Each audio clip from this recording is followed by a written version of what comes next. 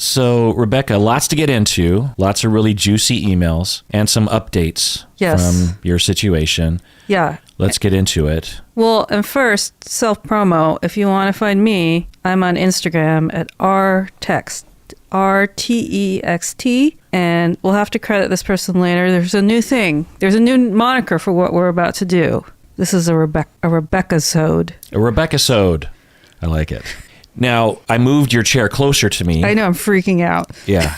You were like, oh my God, everything's changed because... This is how it used to be. Right. Yeah.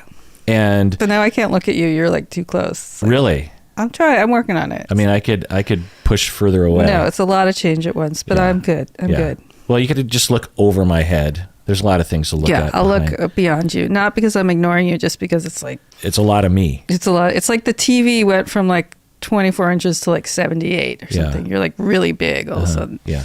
Let's get to it. Anonymous patron, she says, I have a therapy ethics question about my former therapist that I recently terminated with. I was thinking it'd be good to get your perspective and Rebecca's too. I've been in treatment for depression for 4 years, and I've been seeing my current therapist for 3 years. So this is the therapist that she terminated with. About 3 months ago, I was struggling with really bad fatigue, and after getting COVID, I was struggling with really bad fatigue after having COVID and was talking about it in therapy. My therapist spent the rest of the hour giving me advice about it, and he suggested it would really help me if I lost weight. Oh, boy.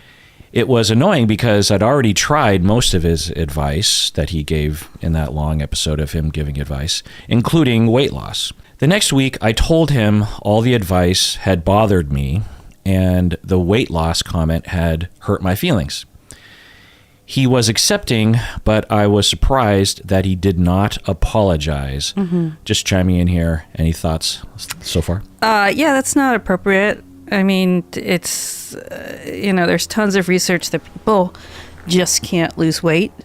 And that also there's more and more research that our bodies have kind of a weight point. And if we, quote, lose weight, we're just going to gain that weight back and maybe even more. The weight loss probably isn't the answer to their problems. What about the lots of advice behavior? I mean, that's not really why people come to therapy. They need to talk through their problems themselves. I often ask people, like, on a single question, would you like my advice? And I'll give some advice, and then just a small piece, and then I'll say, what do you think of that? And let them respond. Especially these days, like we have Dr. Google. You don't need your therapist to, tell you to take turmeric. Like, it's just not. Yeah. Why do you think therapists do this sometimes? Or people do this sometimes? I think people get anxious. They want people to feel better quickly. They're overwhelmed that someone is not healing at a certain rate. And they think, they've got some magic solution. Yeah. Yeah, it's also a paternalistic, anti-woman thing to think that it's more manly to give advice, to have solutions, rather than doing the womanly thing, which is to just talk about one's feelings and listen and that kind of thing. It's a privileging of that mode of listening where you're providing solutions instead of being a solution, if you will. And in depression treatment, it gets, as the therapist, that person comes to you to bring the whole of their depression. Yeah. And I understand that therapists can get fatigued in that. Right. But yeah, that's your job at that point. Right. I don't know if this is what you're getting at, but helping people with depression, chronic ongoing depression, it's kind of a slog as a therapist.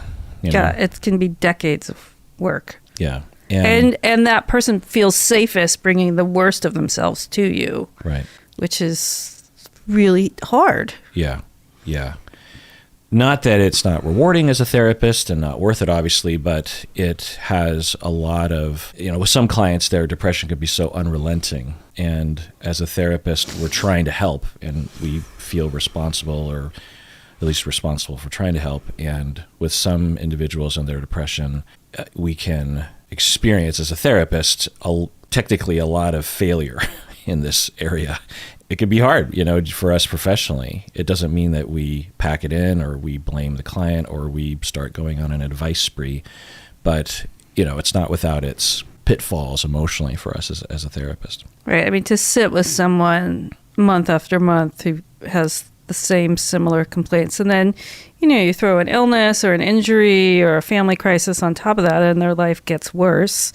Oftentimes I think people train to become a therapist because they think they're going to be part of witnessing someone's life getting, quote, better. Mm-hmm. And that's not always the case. Yeah. Yeah, I will say that the way that this individual is painting the session, it's like she sits down, she starts talking about depression, and he just launches into advice. And yeah, as a person who has had that happen to me at times, I can, even in small isolated situations, it's upsetting. It's hurtful. It feels dismissive. It feels like they don't really care. It feels like they think if I just did those things that suddenly everything would be better. They don't really appreciate the weight of the situation. They're not paying attention to what I need right now, which is, someone to listen and be there with me. I consider it kind of a massive social problem in a variety of different venues. This problem of someone expresses something that's difficult and everyone just launches into advice giving like turmeric, that kind of stuff, What do you think about that he didn't apologize? Well, I just listened to the Twitch guy podcast episode, and it was pretty fascinating to watch you pick apart somebody not apologizing again, still not apologizing. And it just reminded me how hard it is to say, I was wrong. Yeah. I messed up. That was not helpful. I got anxious. Yeah. Yeah. Yeah. It'd be so easy to be, especially that, because that's just like right down the middle, classic pitfall of a therapist. Mm-hmm. In fact, I would guess every therapist falls into that pit at least once a day among their eight clients that day or whatever. You know what I mean? It happens all the time. So to not have at least some kind of gracious response is alarming to me, because even if I didn't agree with it, if a client told me that, which I'm sure has happened at times, I would say, oh my God, I'm so sorry that I did that to you, because I know how that feels to just be yammered at about random advice tips. It's so belittling and dismissive. That's awful. Or I don't know, just some kind of acknowledgement, but to just completely not apologize. Okay, so let's go on. Last week, me being tired came up again. My therapist gave advice for a few minutes and then again said it would help if I lost weight. I told him in the moment that it bothered me, but we didn't have time to talk about it. So this is another issue of, if you're going to bring that up again, so, who knows what the therapist would say. If we talk to him, maybe he would say, no, you understand, there's da-da-da. It'd be hard to imagine some kind of justification for this approach, but maybe there's some justification there.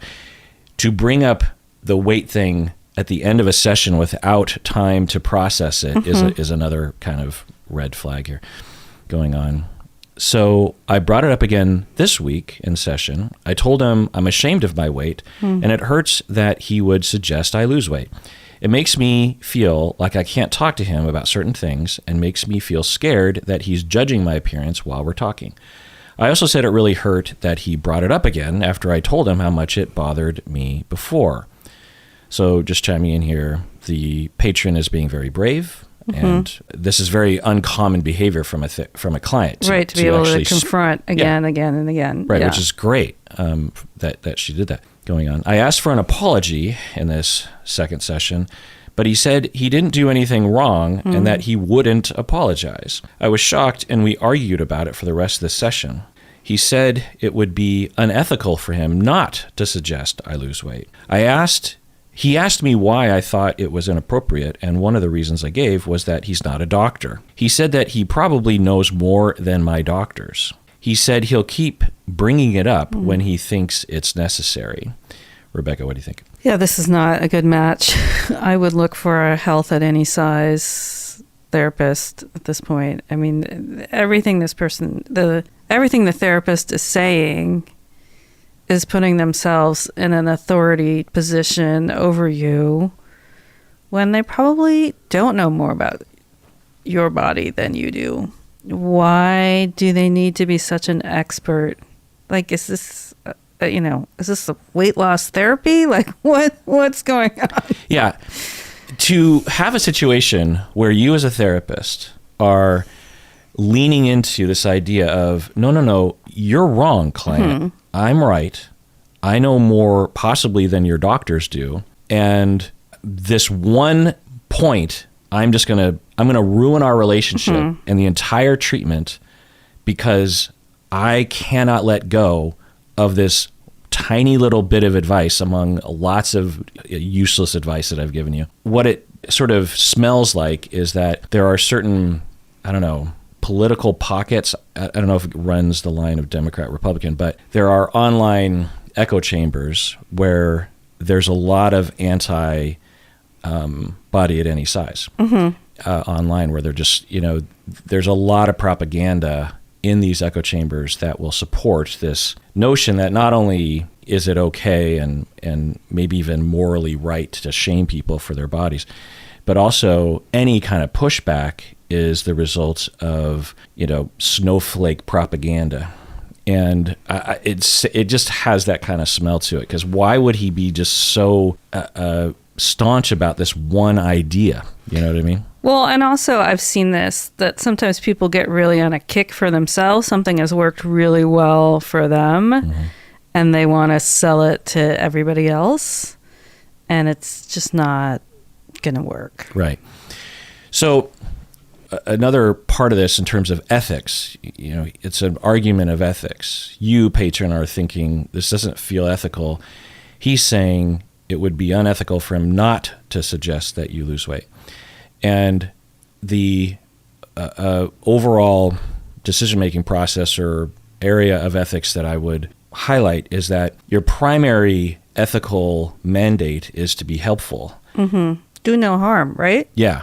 So now, is it bad advice to say lose weight? I don't know. I'm not a physician, but it's possible that it's fine advice. Or at least it's not considered a bad clinical statement for a clinician to say, if you're concerned about energy or depression, research has shown that when people lose X amount of whatever, then there's a percentage chance that percentage amount of depression will decrease on average among a lot of people. Can you say something like that in a less garbled way, of course?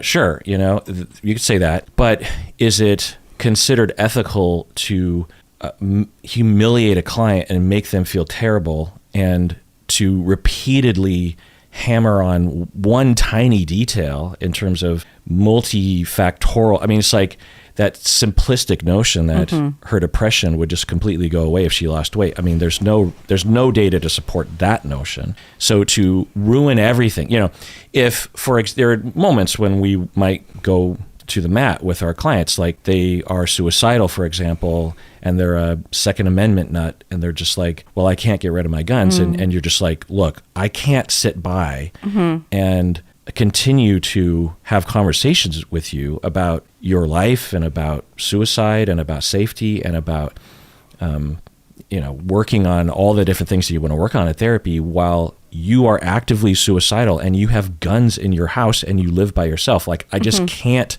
do that. So I'm going to bring it up every single session. I'm going to talk about, you have to get rid of your guns. You can believe in the Second Amendment. You can own guns. You cannot have guns in your house while you're suicidal. So you could go to the mat with certain clients on certain issues. It doesn't mean that we can't do that. But when you got to look at the bigger picture, right? In that situation, you're talking about life or death.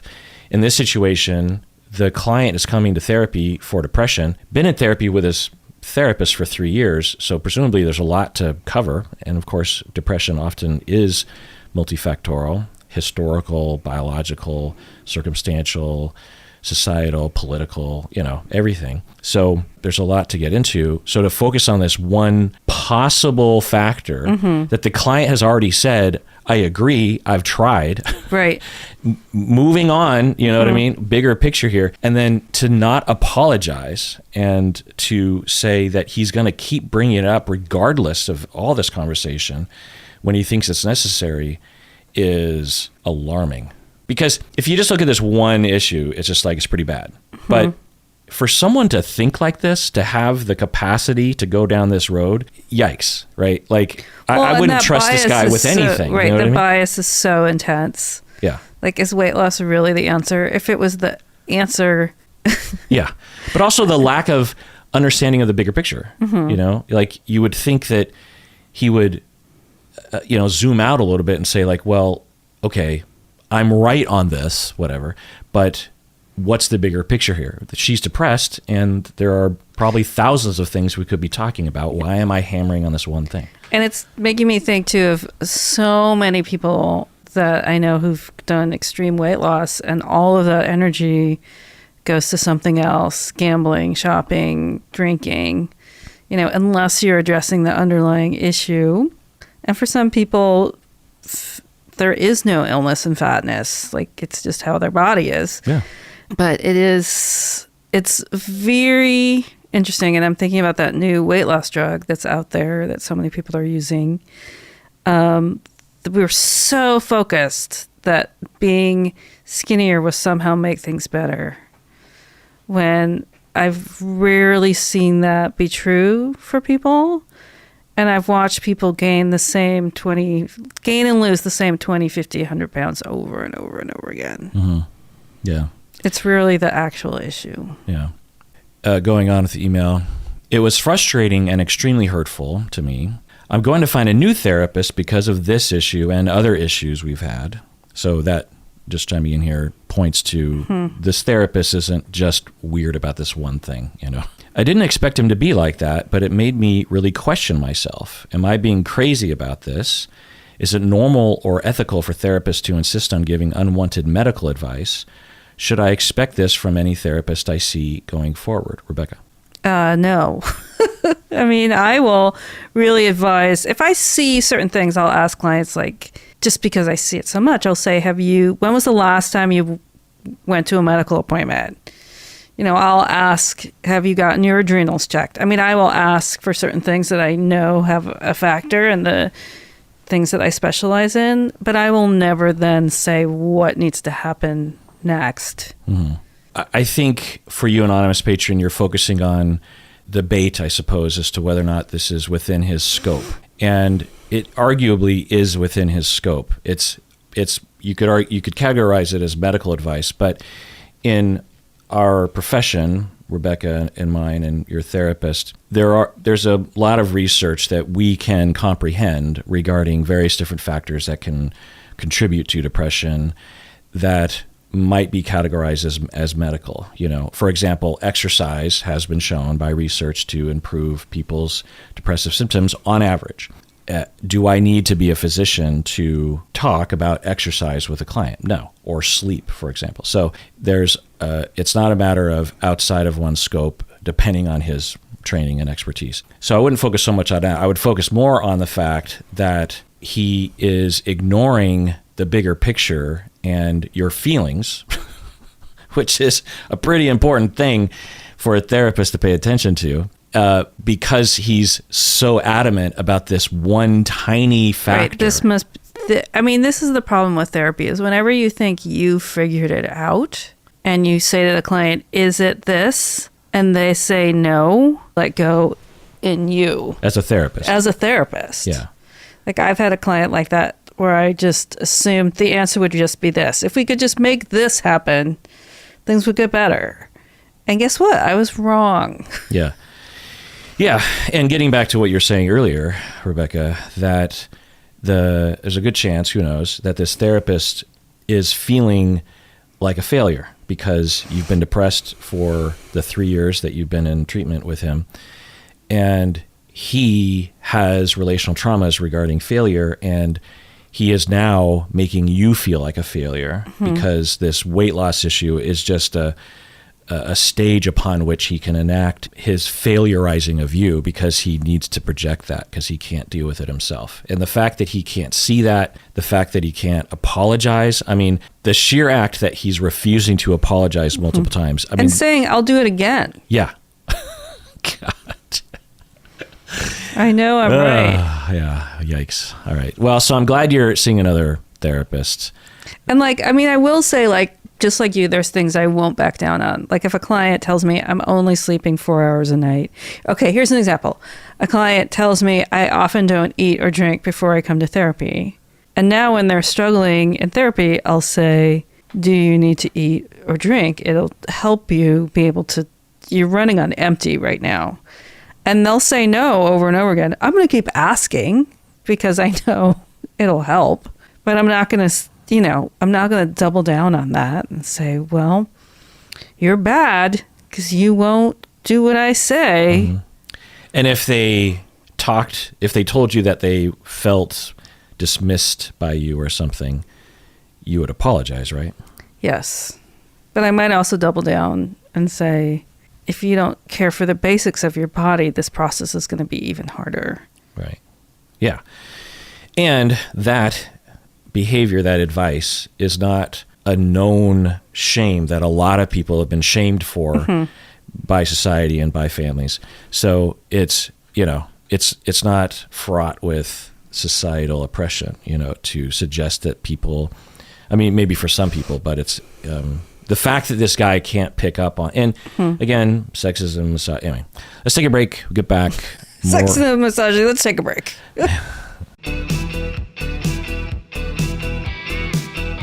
Okay, this next email, annual upper tier patron Kamala from the Heights. They say, hi, Dr. Kirk. I'm from a South Asian immigrant family in the U.S. We are a dysfunctional family in which most of our relationships are strained. I believe my dad has narcissistic personality disorder because everything revolves around how people view him, and he has very low self-esteem. None of his 4 children took the traditional path that he dreamed about. He is so ashamed of us and his life. He makes up lies to cover it up to others. Now he is worried about becoming dependent on others, and just yesterday he shared he's feeling suicidal. Now we are all adults, and there are 3 of us siblings left, and my dad. My mom passed away, and one of my siblings. My dad has declining mobility from the onset of Parkinson's disease. He can't work, he can't drive, and he can't walk without getting tired. He doesn't have much savings, so he lives with my older brother and his wife. He is socially isolated and depressed. I live an hour away from my dad and speak to him once a week and visit every few weeks. I was his favorite child because I'm fair-skinned and quiet. How can people navigate these relationships with elder family members who continue to be stuck in a negative perspective and unwilling to change? It creates toxicity with the continued guilt of seeing a parent's health decline and also having to maintain boundaries with him. This situation creates the most stress in my life. How do you differentiate between cultural acceptable differences in parenting and abusive parenting? So that's another kind of interesting question there. Yeah. Rebecca, what do you think? Yeah, all of this is really, really hard. You've got to take care of yourself and really see it as a marathon, not a sprint. So I think setting the boundaries that you need to is really important. It's great that you have this level of self-knowledge and can pick so much of this apart, but I know that saying no to your ill parents, I'm wondering what kind of social stigma, if people around you are understanding. So you're probably having to set your boundaries and explain your boundaries a lot. But know that your boundaries are there for a reason. I mean, I always say, like, if you didn't have to have those boundaries, you wouldn't. It's not like you woke up this morning and were like, I want to make my dad feel miserable. You're literally trying to balance their lives and your life. So keep up the good work. I don't know what else to say. Yeah. What about this narcissism issue in her father? I mean, it's not going to change. And the more ill he gets, I mean, this was my experience with my mom. The more ill she got, the more the narcissism flared because she was trying to run against death. I'm sure it's so humiliating to him that he can't drive or work or any of those things or live on his own. I don't know if that was a cultural value that he took on in America, being independent, or if living with his family is something that's attractive to him culturally. He's probably going to get more narcissistic as he loses control, which is a really painful process. More self-centered, more self-focused, less focused on others. Right. Less has gone well for him. Look at all of that's been taken from him. Yeah, and I know this is going to sound ridiculous, but my approach to these situations is always at least I have an impulse to do the following, which is, and I know it would just be absurd potentially to think about this, but you go to him and you say, look, Dad, I love you. I'm in your corner and I value our relationship and I want us to have an ongoing relationship. And here's my observation. You went through a lot as a child, I'm guessing, because you have a pretty low self-esteem to the point where you lie to people about what I do for a living because you feel you're ashamed of, I think, yourself. I don't know if you're ashamed of me, but I think there's a lot of shame there, and I don't know what's going on. And to me, there's nothing to be ashamed of. All your kids are doing great. They're just not doing traditional South Asian community kinds of things. Like, I'm not a doctor, I'm not a lawyer, So I don't know what's going on, but I think you were given a perspective or something. There's just a lot of unnecessary suffering. I see suffering, but again, I care about you. I'm not yelling at you. I'm just, I care. Also, you're getting older and you have Parkinson's and you're starting to lose a lot of abilities. And I think you're feeling even worse, right? Because it's horrible. I can't imagine what you're going through. And mom died and you're alone and you feel maybe even more like a failure, like there's no chance for you or something. And I don't know what's happening on the inside of you, but this is what I'm seeing. And also, you treat me like shit sometimes. In the longer email, they were saying that they haven't told him about their partner, living with their partner, because they know that their dad would get upset or something. And so, you could say, I have things about my life, big things about my life that are actually going really well, but I can't tell you because I know you're going to strangely judge me for it. And I know you're going to say, look, it's normal for South Asian parents to be this way. And I don't know the answer to that, but it just bums me out that I see you suffering in ways that are normal, like with your Parkinson's, but I also see you suffering in shame that's just unnecessary. And all of us are suffering because I want to be close to you, but I feel like I can't really be honest with you. I'm starting to lie like you do. And in your final years, maybe you have 10, 15, 20, 25, I don't know how many years you have left, but I'd rather have this go a different way. And I'm committed to having, 5 conversations about this. I'm guessing this conversation is going to go that well. But I just want to get this off my chest because I don't want, one, you to die without me giving a chance for us to change our relationship for the better and you to change for the better. And two, the other option is I just drift away from you or I act like I'm close to you when I'm not actually close to you because I'm afraid you're going to yell at me or judge me or you're going to crumble or something. Okay, so that's my impulse because that's how I am. That's what I am. That's me. That's all me. You're a truth teller. I level with people. It doesn't often go well. But you've said your piece and you can live with yourself. Yeah. And I give someone a chance because there's a chance, Kamala, that for you are doing what your dad did in a different version. You're covering things up. Right. You learned by his example to lie and be ashamed instead of airing it out and just being like, I'm not ashamed of anything. I'm just going to lay this all out there for you. And you can do with it what you will. I believe that this can change. Now, maybe it'll completely blow up. Maybe he completely flips the fuck out and he cuts himself off from you. To me, knowing what I know about your situation from this email, that would be a big bummer, but at least it would be, I gave it a shot. At least you would know. Yeah. I mean, I'm also thinking about the work I did at Asian Counseling and Referral Service, where sometimes people can't relate within the family anymore, and they need to get their social contact in groups. So, like, is there an elders group that this guy can go to and hang out and not be so triggered? And he can tell all of his lies and do all of his mishigas.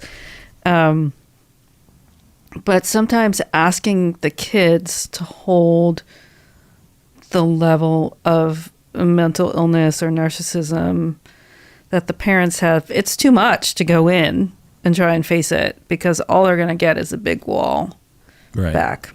Right. Yeah. The shame and the low self-esteem and the terror and the unfamiliarity with being honest, that kind of thing. But underneath all that narcissism and shame and, everything that you see is someone, I'm guessing, that's quite relatable. Someone that wants to connect, someone that wants to be heard, someone that wants to be loved, regardless of everything. So, and someone that's traveled across the world in their lifetime. I mean, what's that story? Yeah. I mean, that's another thing is you could say, Dad, you think you've failed. But let me tell you, the good side of your parenting, you and Mom, gave me this, and this, which I highly value. It didn't go in the direction that you were hoping it would go career-wise for me. I'm pretty sure that's true. But for me and the people around me, like, those lessons actually have been critical in my happiness and my well-being and my career and my, whatever sort of qualities you have. The other question you ask is about, you say, how do you differentiate between culturally acceptable differences in parenting and abusive parenting? And it's a complicated question, of course, and I can only speak from my own cultural pocket, which traditionally, as an American, I'm going to colonize and stomp all over everything. So I have to always consider that. And as someone who's half Asian, I can tell you that it's something that I've thought about a lot. And half Northwestern white, which is I'm like British, Scandinavian. So, for example, for me, I can speak with a lot of authority in this area that there are cultural aspects to the way my parents parented me. Some of them positive, some of them neutral, some of them negative. One of the negative that is common among Japanese and Swedish people is aloof standoffishness and valuing hard work over human understanding. And that is not a good thing. So I can reject my own cultural notions that I've been given, and I'm prone to do myself if I don't watch out for it, while also respecting my own culture. I respect Swedish culture. I respect Japanese culture. There's a lot of good and bad. So this notion of somehow, I'm South Asian, so and my dad is being very similar to a lot of other South Asian parents. Does that mean that I, as an American kid, am just insensitive to my dad's culture? There's it's a question to ask for sure, but there are problems in every culture regarding parenting. There's not a single culture on this planet that has perfected the parenting culture and advice. There are pros and cons in every culture. And South Asian has some massive problems with their parenting. I'm here to tell you, same with Japanese, same with Swedish. So I've become more and more aware of it because there's this one couple on 90 Day Fiancé that I react to from the husband is Indian, and him and his wife, American white wife, they live in India. And his parents, so he's like in his 30s or something, and his parents are extremely rigid and very culturally consistent. A lot of people will email in or comment on YouTube saying that the parents are particular, but there's a lot of Indian parents that would react very similarly, to the point where the mom, because this Indian guy, and he's around 30, because he fell in love with this white American woman who's older, and they've been of the couples on 90 Day Fiancé, they have been together the longest. They've been together like 10 years. Wow. And on the show, they've been following them over 5 years or so. And the mom, over time, she just refuses to accept their relationship, even though there's nothing wrong with their relationship. And the mom has threatened to kill herself if he doesn't break up with her. I mean, really toxic stuff. Now, if it was an American family, on average, he would have just said, well, I draw a boundary with my mom. But for Indian kids to do that, it's basically impossible. It's just a complete impossibility from what I understand, or at least it's a lot harder. And so he's not, which I can respect. It's just like, look, I get where my mom is coming from. I don't agree with it, but I'm not going to completely reject her. I'm going to stay in contact. So they keep revisiting this issue, and it just keeps happening. And so people will say, well, that's culturally consistent. That's culturally normal for the mom to do that. Does that mean we just say, well, that's culturally normal and we just give it a pass? No. What the mom is doing is pathological. I don't care if it's coming from some cultural norm. Like, there's complete illogicalness to it. It's completely abusive. It's completely unreasonable. It's causing everyone suffering, particularly her, for no fucking reason. There's nothing at stake. The only thing they can identify is that the American white woman, she's too old. She's too old to have kids. Okay. So yeah, that's a bummer. But there's a lot of other options. Plus, they have other kids in this family who also have kids. You know, the guy, the 30-something-year-old guy, Indian guy, has a brother who has kids. So you have grandkids if you're the grandparents. What if he married someone of his age who was Indian, who, for whatever reason, just couldn't have kids? Does that mean you want to kill yourself as a mom? It's just completely unreasonable. It's abusive. It's wrong. And it needs to fucking stop. Now, it has a historical reason why it developed. You know, cultures don't develop weird aspects to their culture because they just want to. There are oppression reasons. There are survival reasons. There are transgenerational trauma reasons. There are racist reasons. You know, the speculation that I have, and I'm not very confident in this, is that the mom grew up in this culture and might have had some independent part of her that didn't want to follow the norms. Like, she wanted to maybe not get married, or wait to get married, or wait to have kids, or she wanted to marry this other boy down the street or other woman down the street, but she couldn't because the culture mandated she had to marry this other guy. I don't know if this is true, and in that conundrum for her, she had to give up her freedom, and it really hurt. And so the way she coped with it was to deny any freedom, and whenever anyone exhibited that freedom and acted upon that freedom, that voice that was beat into her head by her parents comes out of her, and she starts to just completely go after people that have any kind of How notion. dare you be independent? Yeah. Right. Because I had to sacrifice. Yeah. And how dare you not sacrifice? And, you know, that would feel very justified to me in terms of why someone would develop that weird aspect. I don't know. I don't have any data to back that up. But, you know, it's got to be something along those lines, right? There'd be no reason why someone would do this rationally, right? So it gets passed down. So for you, anonymous patron, you know, you can look at your dad and say, like, well, you know, there's some cultural norms being enacted by my dad, and yet I 100% reject it.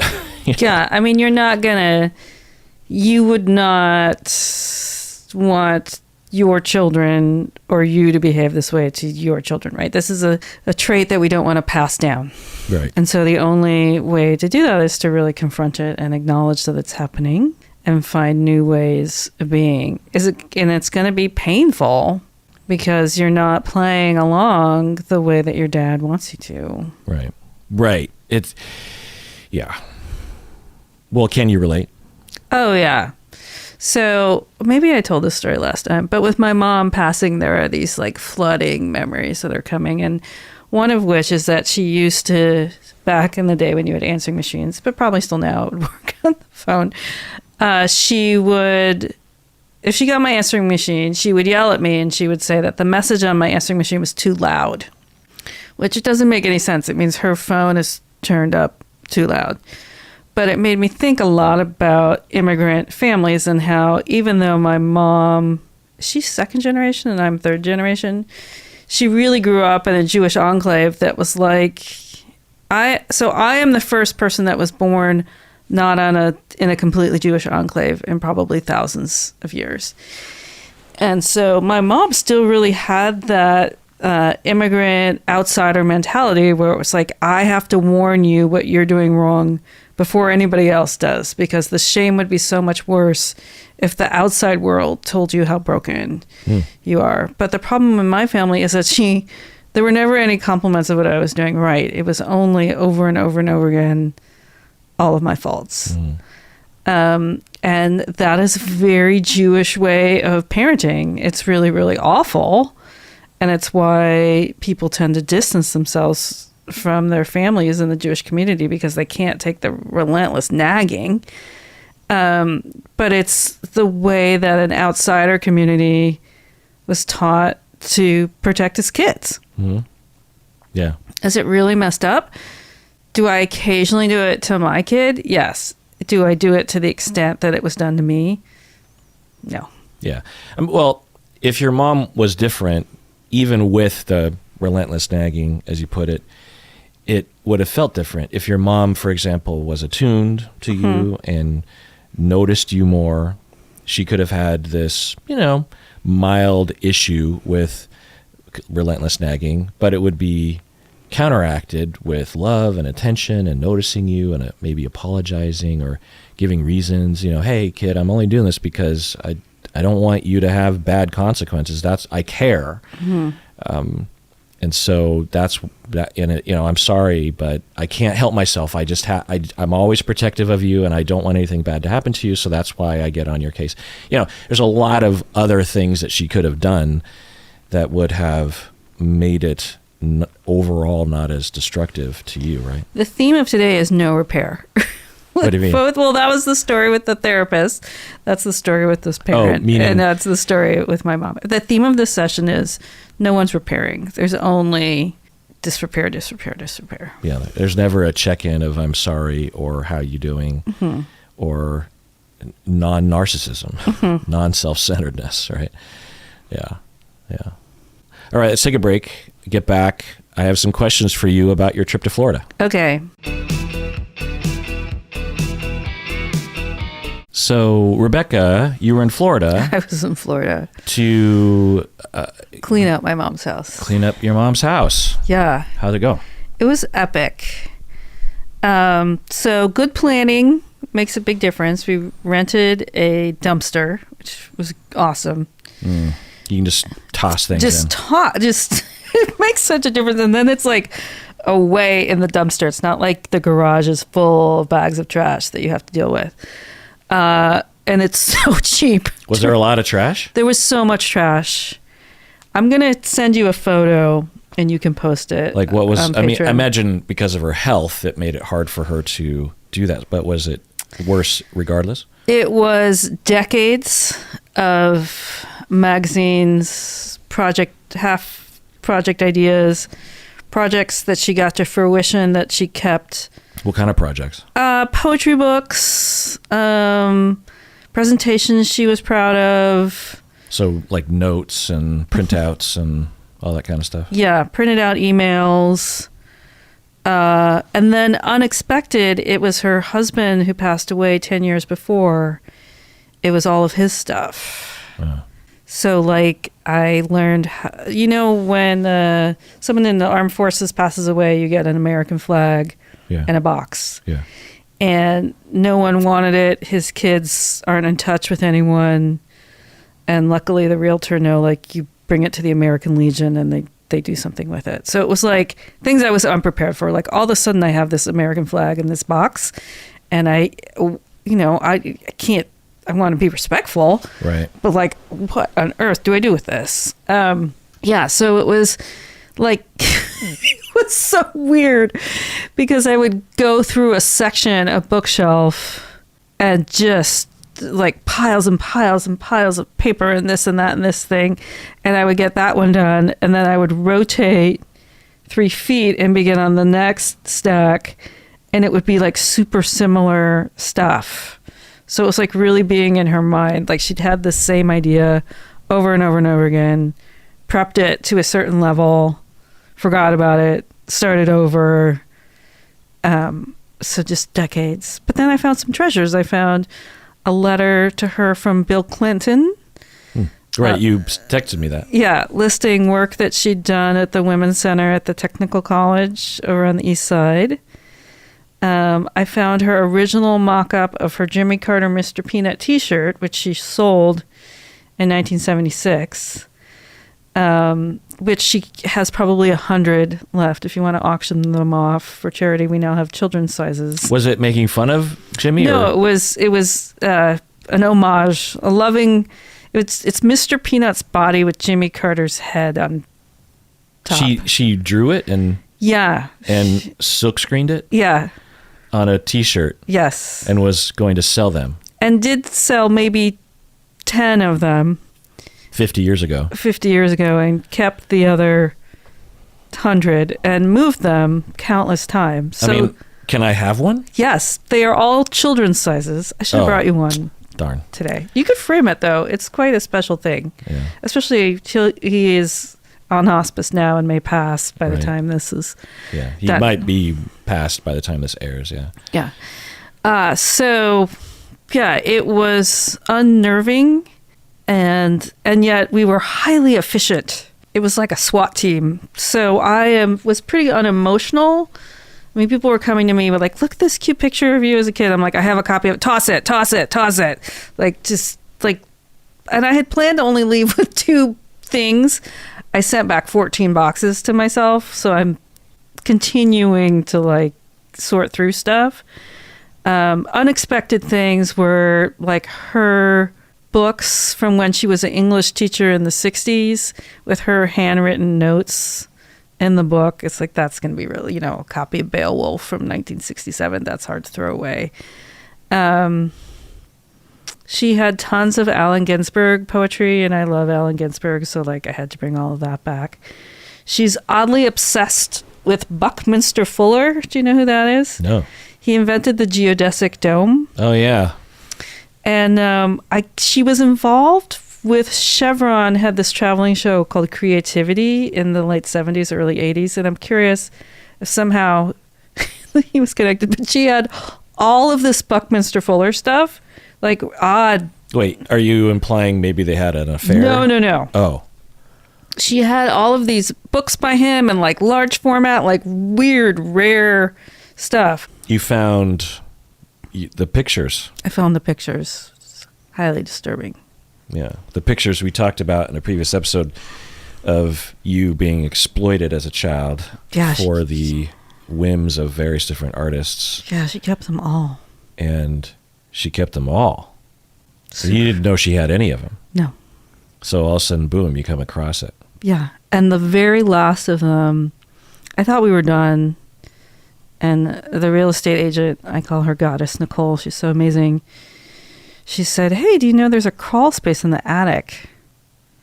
I was like, no. In the garage, there was a way to get into the crawl space. She's like, well, you should go up there. Sometimes people put stuff up there. And she pulls out this huge photography portfolio. I was like, when you just like get a hit on something? I was like, let me take that in the corner. You and Eli keep pulling stuff out. And it was just like all in there. It was crazy. What'd you do with it? I took it back with me. I was like, I can't put this in the garbage dump. So I need to have a burning, ripping party at some point. Yeah. But it was a real... I don't know if I needed a wake-up call because I always knew, but it was really shining a light on her mental health and what was important. And, was that hoarding? Was that a false obsession with somehow this was status for her? One of the...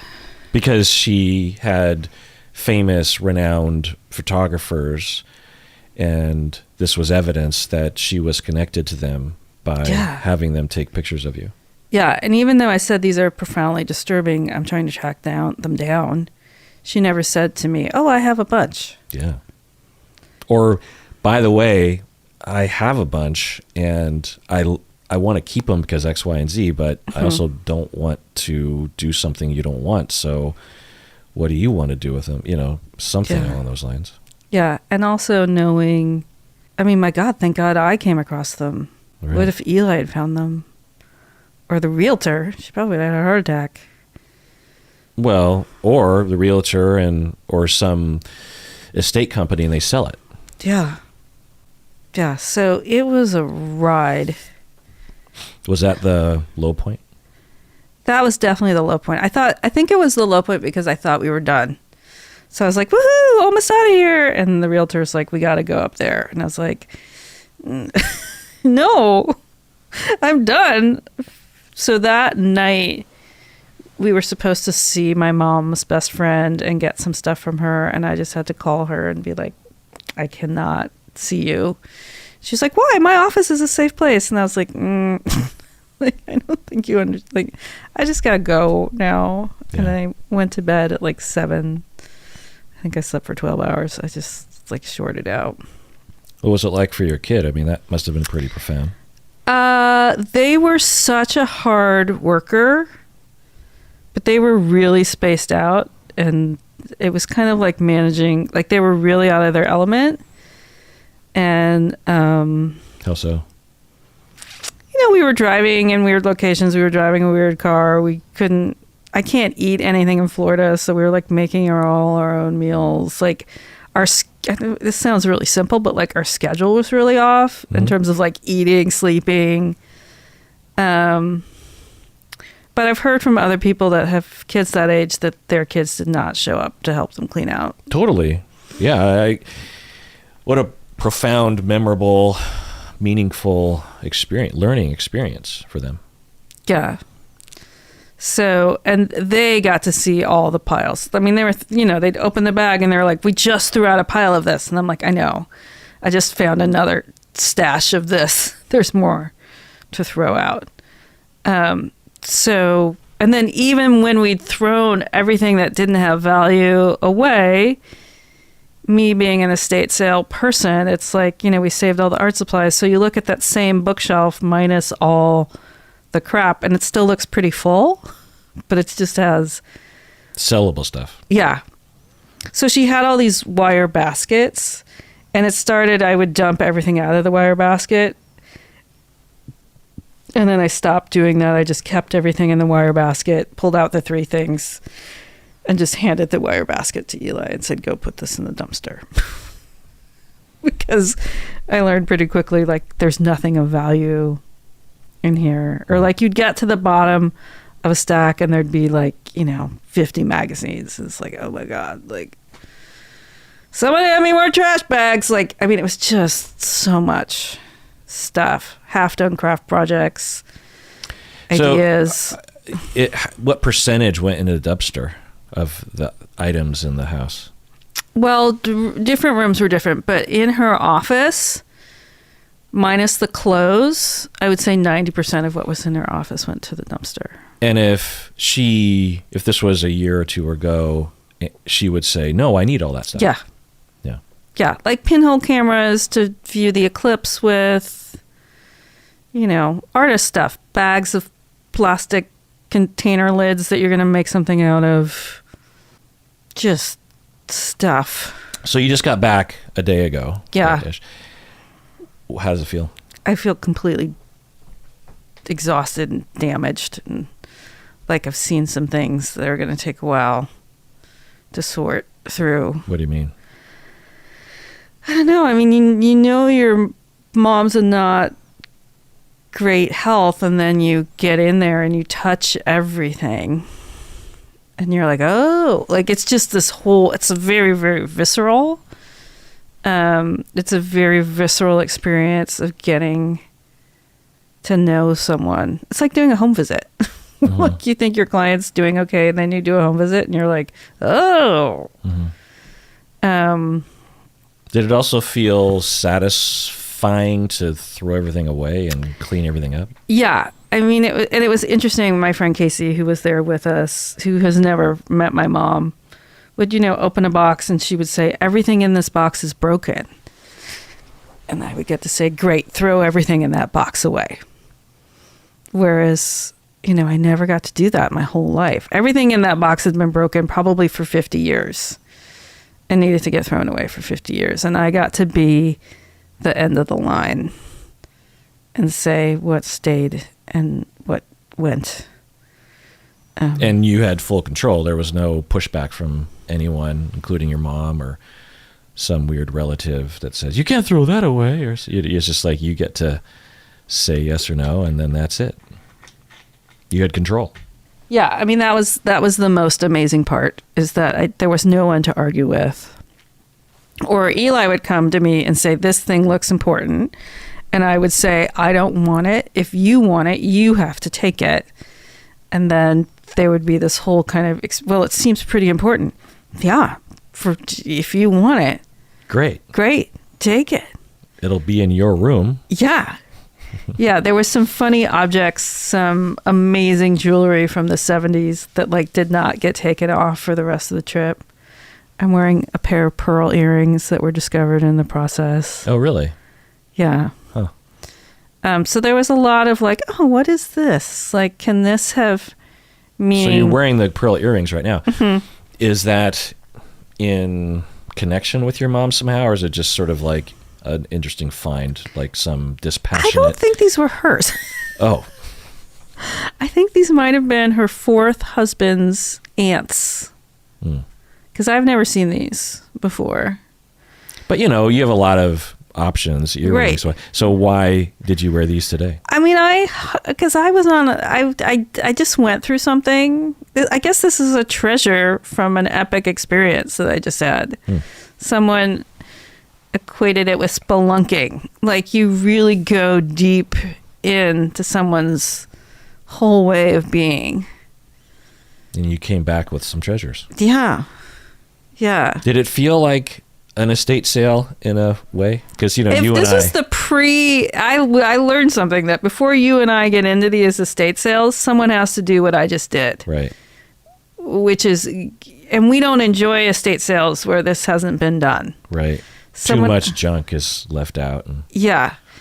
So one of the things that the realtor advised me was take every book off the shelf and shake it. You don't know what's in it. Yeah. And I'm realizing I didn't do that with everything because I'm still opening things and weird things are falling out. But like, especially in the living room where I knew people were going to be in that room a lot. And I did that with like 6 solid shelves I just went through, and I would fill up like a trash bag per shelf of like letters, weird ass stuff crammed in books, like, magazine articles that she ripped out that never got read. And it was just like, and some of the bookshelves would have double books. So there would be like, I'd clean out the first layer. I'd have to move that to the side, get in and clean the layer behind. I feel like that was a previous generation thing. Like, I would never store anything in a book these days. I mean, maybe something used as a bookmark, I suppose. But yeah, it feels like that's a lost art. Yes. And are you ever going to remember what book it's in? Yeah. No. Yeah. Yeah. So I was really glad I had been given that advice. And now that I'm going through stuff, I realized like at some point my brain shut off and I didn't always do it. So I'm very curious what the real estate agent is going to find as she shakes everything out. So in the town that my mom lived in, you cannot have an estate sale, like an outside estate sale or a yard garage sale without a permit. So the real estate agent is doing individual viewings where she makes appointments and people have 30 minutes to go through the house. But it's not an outside yard sale. It's an inside yard sale. I think this is how you get around. This is how you don't get a lineup of cars. Oh, I see. And so... That's got to be annoying for the real estate agent. I mean, come on. Like, I mean, maybe they're doing other I don't know. Anyways, so I'm getting updates on what's selling. The thing I find most interesting is somebody bought an open box of Q-tips for 25 cents. Yeah, at the estate sales that I would go to with you and then sometimes would go without you, I would see stuff like that for sale and think, what? And then I would see people like a half drunk bottle of wine, or drink, a half empty bottle of wine for, $3 or something. And someone would buy it. And I'd think like, well, yeah, God bless. Great. Because recycle, reuse.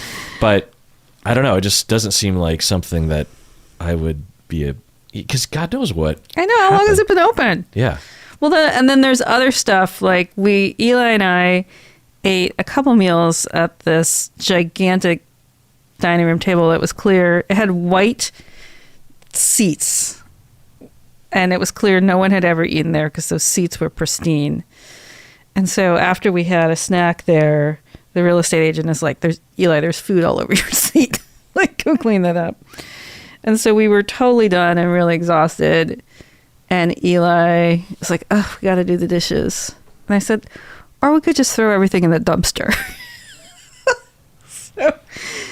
That was like just the best feeling. It's like, I don't want to wash. I'm too tired. I'm sure this is incredibly wasteful, but it just seemed like the perfect way to end the day was just to throw the unwashed dishes Yeah.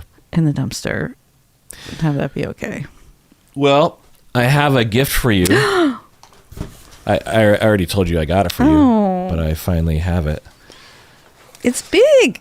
Yeah. To figure out where it goes. So Rebecca's opening it now. Oh, my witchy house. It's a sign, a wooden hand-etched sign, or I don't know if it's hand-etched, but custom-etched. So cool. It says, Witchy House, established 2002, right? Yeah. Yeah. Yeah, I'm just getting witchier and witchier. So, thank you. It'll be a good addition for the next chapter. Yeah. I haven't seen it yet. That looks pretty great. It looks awesome. Yeah, very stained actual piece of wood. Maybe I'll wear it as a necklace. Yeah.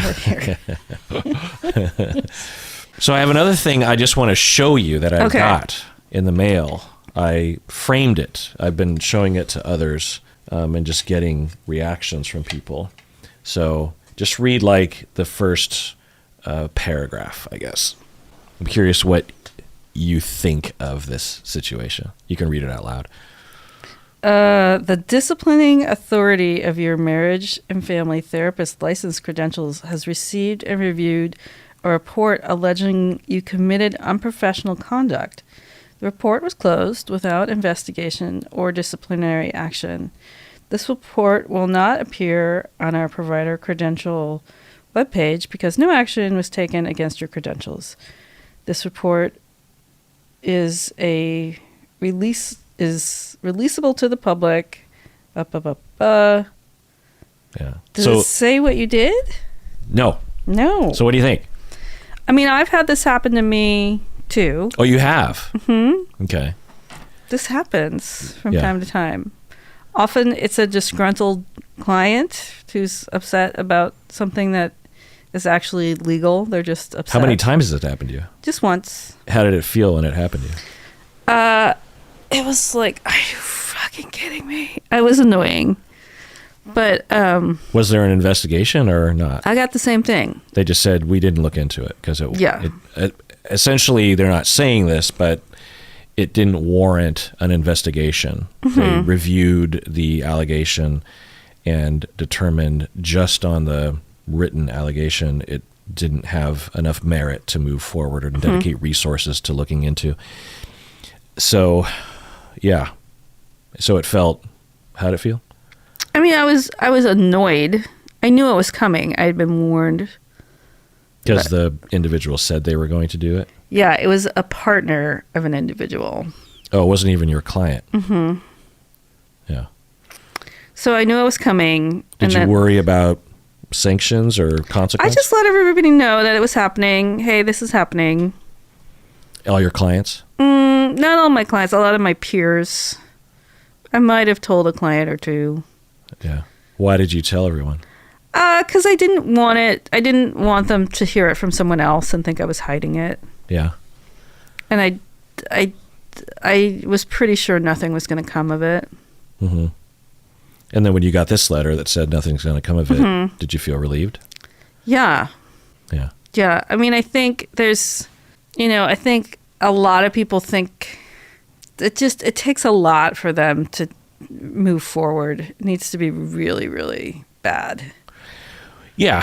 Well, it needs to be, in my experience, and every licensing board is going to act differently depending on the individuals. But, an allegation of touching your client, having sex with your client, fraud, billing your client for sessions that didn't happen, these are common things that they will move forward with. Unprofessional behavior that leads to threat of suicide or attempt or actual completed suicide, treating a client without administering or getting a disclosure statement signed, having bad paperwork.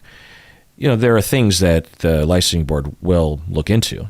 So I don't know what the allegation was, but do you think it's that you do this podcast? Yeah, absolutely. I mean, I have very few clients, and there's a chance that one of them made an allegation this past year, but I'm just going to I would bet $1 million that it wasn't one of my clients.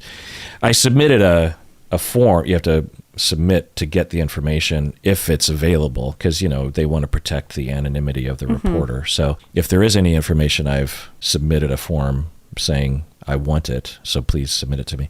So we'll see what that says, but I am 99.9% sure it was someone during the trial, the Johnny Depp Amber Heard trial, and there were people who were publicly ganging up against me, whole groups of people, hundreds of people, who were saying things like, we need to get his license removed because he's not agreeing with our side, whether it was pro Johnny Depp or pro Amber Heard. Unless anything other than 100% pro Johnny Depp or 100% pro Amber Heard would incur the mob justice that is the internet these days. And I'm surprised that I didn't have more reports, honestly. I mean, the way that these people were talking, and it doesn't take much to make a report. I think you can just do it online. I think you just fill out a form. I'm sure you have to check a lot of boxes, like under perjury of law, you have to put your name down. You can't just randomly making an allegation against someone. I don't know what it looks like. It'd be something that maybe I should look into just out of curiosity. But so I'm guessing there are some barriers to just any old person making a report. But I'm pretty sure that's where it comes from, and I'm pretty sure that it was something like the kinds of allegations or things that people were saying about me was like, I was like, this one really just sticks in my craw, that because throughout the trial, a lot of discussion of intimate partner violence was coming up, right? And there were psychologists on the stand who were making comments about this or that, and I was making comments about the comments. And throughout the trial, I kept saying, I have no idea what happened. I'll never know probably what really happened because I wasn't there. And a lot of the individuals giving their own personal testimony have motivations to lie or to spin. So who knows what really happened, but I can talk on what they're saying and what I've seen clinically myself and what the research says. And that's basically what I did the entire trial. I was just like, well, that sounds awful. What she just alleges that he did, if he did that, that is intimate partner violence, and that is traumatic, and that is criminal. But I don't know, maybe she's lying. Who knows? I did that the whole time, because not only is that responsible YouTube or podcasting behavior from a clinician, but it's also literally the way that I think. When I'm with friends and we're talking about topics like this, I will say stuff like that. I'll be like, well, who knows? I mean, we can take guesses to what really happened, but none of us were there, and so we can only just speculate. I say that to friends of mine when we're at dinner having a conversation about some topic like this. It's just how I think. I'm very. It's a huge value of mine to recognize my ignorance of the data, and how wrong we can be about things when we base our opinions on very little information. So I was saying that throughout the trial, and so what people were saying was like, well, so this one allegation that online, and again, hundreds, I'm used to the one rando online who gets like 2 upvotes on Reddit because of some random thing. We're talking hundreds of people galvanizing together, spending a portion of their day to try to harm me, bully me. I mean, there were people who were threatening my life. There were people who were trying to figure out where I lived so they can come get me. There were people. So the fact that someone wanted to take away just think about that. That it takes effort. And presumably what they're trying to do is get it so I can't treat people. They're trying to eliminate my connection with my current clients and future clients. They're trying to get it so I can no longer see my current clients. That's why they're doing this. So anyway, this one allegation was, he has a license in marriage and family therapy, therefore he is incompetent when he talks about intimate partner violence. Oh. And I just thought, but it was more elaborate than that. It was like, we know that he has committed an ethical violation because of that, or we know that he has broken the law. You know, it wasn't just like some random kind of amorphous statement. They were making a claim that I had committed an ethical violation or a legal violation or something because I talked about intimate partner violence. I talked about the research and my experience regarding, and my training regarding intimate partner violence. But the fact that I have a license in marriage and family therapy means that I'm incompetent when it comes to talking about that. Never mind the fact that I have another master's and a doctorate in psychology. Right. Never mind the fact that I've treated many perpetrators. I was a part of a court-mandated group of perpetrators and worked side by side with DV specialists. Never mind the fact that I've treated countless victims. Never mind the fact that I teach and, so that kind of thing. And getting this letter opened all that back up for me. But mostly, I feel like it's a rite of passage as a podcaster because I'm sure... got that much attention? Yeah. And I've been waiting for this day to happen, like for 14 plus years. I've been like, eventually this is going to happen because I would see it happen to other, content providers, and I would hear them talk about it. Would you react? Would you do a series like that again for the trial? Because watching you do it, I was like, this is emotionally... I had no idea how you were keeping going. I was like, episode 40? God, I couldn't even make it through episode 2. This is brutal. Yeah. The short answer is no. I will not do something like this again because it was overall a negative. But I can't guarantee that, or maybe I would do it in a different way or something. The business smart thing would be absolutely yes, because the amount of literal money I made, the amount of money I made because I did that was a lot. The amount of views on YouTube, which translates into ads, which translates directly into money, the amount of people who discovered me and became patrons, the amount of attention I got, which, earned media, all that stuff. It was tremendous. Mid 2022 was just a huge surge in marketing attention that I got, from the market, from the, potential customers. And so the smart thing would be 100% the next time. In fact, I should try to manufacture something, but emotionally speaking, no fucking way. Yeah, just no way. Yeah. I remember I couldn't even watch any of the trial at all. So the idea that you were exposed to it, listening to it, and then getting this onslaught from it. Blah. Yeah. Well, I'm glad that chapter's over. Sounded pretty gruesome. It's over? Question mark? Yeah, well, these people keep going. It's receded mostly, but it's I don't know if it's over. But I know when I get the report from the state, we'll maybe revisit this again, and maybe I can give some details to what it was. But like I said, I'm 99.9% sure it was something like that. Like it could literally have been that. Like he was talking about intimate partner violence when he's incompetent to do so. Like, and it could literally have been he has a licensed marriage and family therapy, therefore he's incompetent to talk about intimate partner violence. If the licensing board read that, they'd be like, what? What? Right. That person who's making the report clearly knows nothing about what a marriage and family therapist is trained to do. Yeah. And, could a marriage and family therapist be incompetent based on their experience and training? Yeah.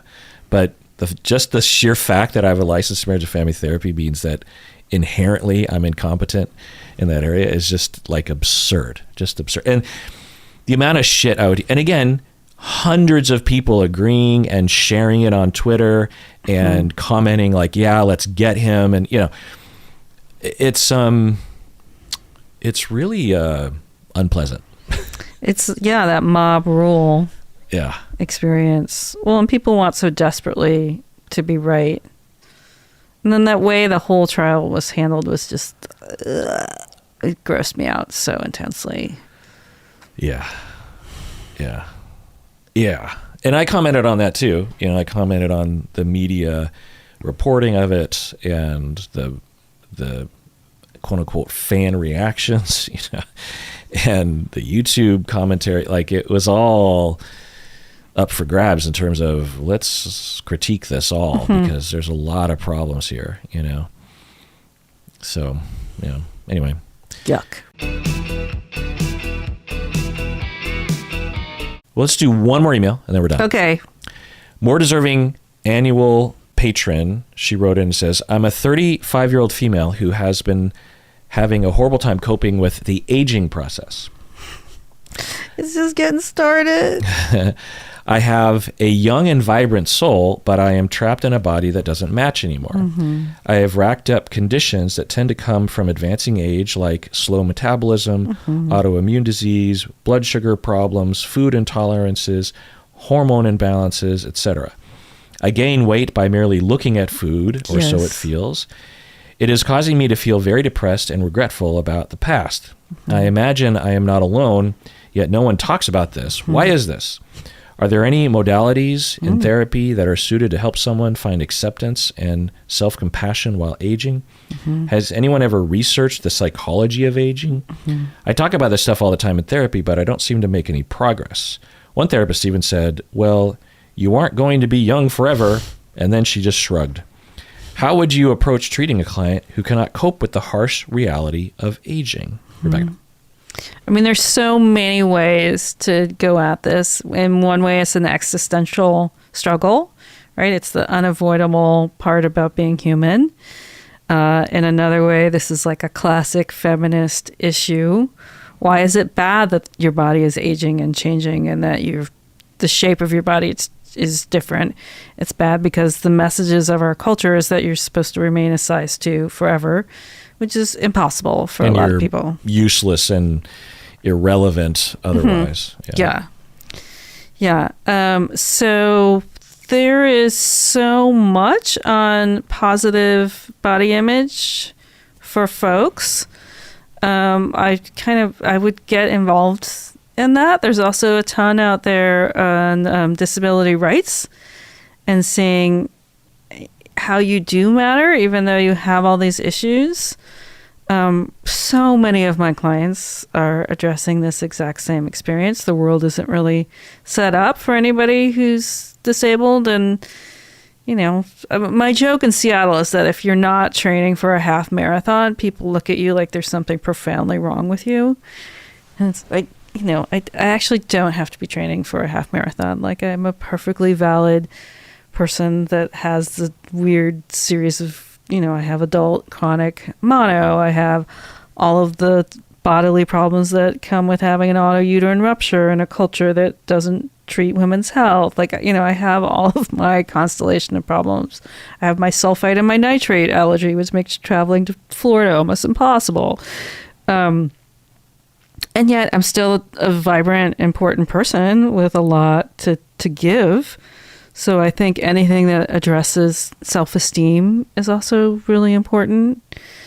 I would really look at what messages you got about being young and if that was a family or a cultural experience. I'm always obsessed with Paris Hilton and that she's not allowed to age. So now that she's now married and has a child, and is she 40? I don't know. There's a way in which she's still kind of presented as a 20-year-old in the media. Or the same with the Kardashians, like the fact that they're all in their 40s now, and yet we talk about them. We don't allow women to age. I mean, Raquel Welch was a fantastic example. She died really hot. And it's like, great. Like, is that... So if it wasn't the case, somehow is that like necessary that we have to stay, quote, hot, So, yeah, I mean, looking at your body and the messages you've gotten around your body and accepting your body.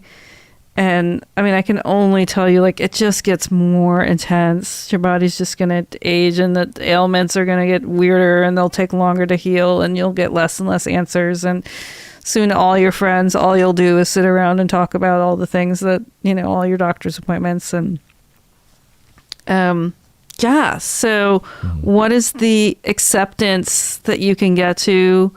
What is the enjoyment that you can still find in your body? What are other places where you can see bodies like yours celebrated? How am I doing? I don't know. That's great. Okay. Yeah. Yeah, the propaganda that, one, you need to be not only looking a certain way, but also not have any kind of medical problems in order to be a worthy human being. It gets under our skin. It also affects everyone around us. So that has to be combated thoroughly. And you might not find that the people around you are very good at seeing things in a rational way, you know.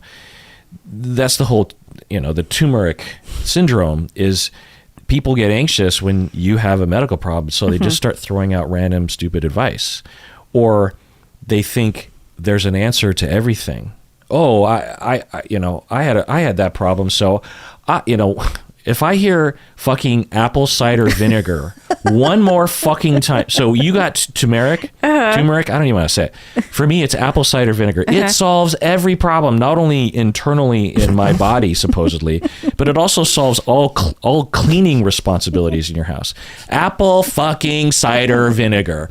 I'm telling you, people, it's just vinegar. It's one of those placebo-y things that seems to work with a lot of people, primarily because of placebo, meaning that, anyway, so I don't want to hear it anymore. So we could have a turmeric candle and an apple cider vinegar candle. This is hard. If we're going to make up the money that you're going to not make from following horrible things, we got to push our candle business. It's really got to go to the next level. Yeah. So I would say, how do you accept your body? The way it looks or the way it is? Either way. Well, as I get older, it feels comforting that all my close friends that are my age also hit a wall around mid-40, mid-50s where lots of things start to fall apart. Did I tell you about my hearing? So I now qualify for a hearing aid in my left ear. Wow. And we'll be doing the extensive process. There's so many doctor's appointments. But yeah, I am 52 and I know why. It's because hearing loss when I was a kid didn't get dealt with, and I just have massive amounts of scar tissue in that ear. And then high blood pressure from the stress of my mom dying kind of sent everything to the next level. There's a correlation between high blood pressure and hearing, which makes sense if you think about if everything's swollen, your ear's all swollen, you can hear less. Yeah. But that's a huge life change to wear a hearing aid. Right. Being a therapist and listening all the time. Yeah. And also the stigma around having a hearing aid, right? Yeah. Well, you inadvertently made me feel a little bit better about my problems. You don't have that problem. Well, what I recommend more deserving annual patron is, one, to grieve and get support. Yeah. Because it sucks. There's no way around it. There's no positive fucking silver lining around declining health and the slow march to death. Like bouncing all around and like going skiing and working at 4 a.m. the next morning, and you think, I could not do that anymore. Yeah, it's a loss and it sucks and it's sad and it's rough. So you deserve to be upset and sad and to mourn. And for a lot of us, it's never going to get better. It's one thing to get sick and then you feel better. It's another thing. It's like, well, my eyesight is now this, and it's only getting worse. My, hearing loss, you can't get it back generally. So it's just the way that it is. And there's no positive way of looking at it. There's no amount of apple cider vinegar you can shove in your ear, Rebecca, to get it back. Really? Because that was what I was going to try. So, and that can be a lot, to grieve and get support and find your people is, it's a lot of activity. It's a lot of effort. It's a whole life change for some people. Being 35 for yourself, patron, it's possible that a lot of people your age haven't gotten to that point yet. Maybe some have, obviously, but you might seek people Rebecca and my age out. Number 2 is to really take the time to take care of yourself, because if, again, you come from a certain mainstream American culture, or and particularly women who are socialized not to take care of themselves, take care of others, it requires, potentially, given where you're at, a lot of attention on yourself, a lot of planning, a lot of thinking, a lot of emotional space. You might literally spend 2 hours a day thinking and doing activities around making sure that everything is set up optimally for you, or even just trying to discover what that is for you. You know what I mean? I mean, I think of the example with my sulfite allergy. I can't drink wine. It's like the first thing that happens is I'll get a zit, which happened right as the trip started, which was my first. There's this one zit right here, and if I get it, it means I've had a sulfite exposure, and that's my first sign. Is it a zit or a hive? It could be a hive. It looks like a zit though. Yeah. And it's my first sign that, like, okay, I've been exposed once. Like, next exposure, extreme GI distress. After that, I'm going to be hospitalized for a day. Like, there's this kind of cavalcade of things that happens. Yeah. But the amount of time I've said to people, I'm allergic to wine, and they'll say, oh, just a glass. And I'm like, no, I don't think you understand. Like, are you going to sit with me in the ER all night? You know? Yeah. So you have to do a lot of advocating for yourself, and that's exhausting. Yeah, there's this heuristic that people have that you are being a wuss. Right. Like, you're being weak. Mm-hmm. You'll say, I'm allergic to X, Y, and Z. And they're just like, oh, stop complaining. And it's like, no, this is like a real medical thing? Like, what? Like, do I push you off the roof of your house and you land on the ground and say, stop being a wuss? Mm-hmm. No. Like, this is a real medical thing that happened. I guess it doesn't happen to you and you have no sympathy for it, but you know, this is bad news for me if I have a glass of wine, you know? So yeah, it's... Well, and that, you know, I spend my life differently. So how many things in Seattle are based on a glass of wine? Yeah. A lot. Yeah. And if I'm not participating in that, I'm having a really different experience, especially when everybody else is on their fourth glass of wine and I am not. Yeah. So, you know, how I socialize is different. I would say to this patron, you know, finding hobbies that you can do, finding things that you do love in this new story. It's a new normal. What's it going to look like for you? Where are the enjoyable parts? And that there can be great joy. You can have great fun in this body that you have. Not everything has gotten taken from you. Mm-hmm. Yeah. Which leads me to number 3, which you mentioned earlier, which is the existential exploration of meaning and purpose. That is required of all of us, regardless of our health. When everything's going well, health-wise, we have the opportunity or luxury to be in denial of our death, denial of the limitations, and can just flit from activity to activity, distracting ourselves with all the different attachments we can become attached to in life. But when you start to suffer in this way, you start to, one, contemplate the fact that it's all downhill from here and I'll be dead one day. But two, why am I struggling? Mm-hmm. Like, what's the point of all of this? Is there an overarching reason? Because if there's not, then I'm just suffering. You know, the universe put me into existence so that I could suffer.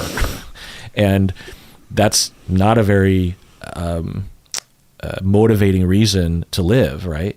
So you have to have a very strong purpose to your life that you discover for yourself that resonates with you.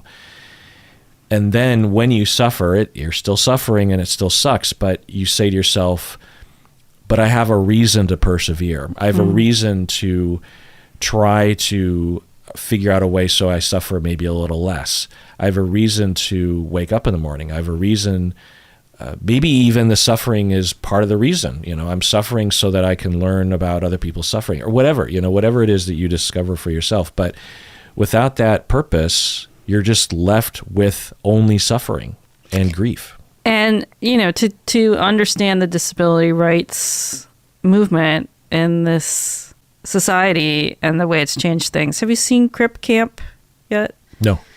It is pretty amazing, and I would suggest watching that documentary. I think it won the Oscar, but it looks at the disability rights movement of the 60s and 70s and how it led to the ADA and all of these things, saying that we are diverse in how we present and how we survive, and that if we admit diverse mobility, diverse thought, our culture is better for it.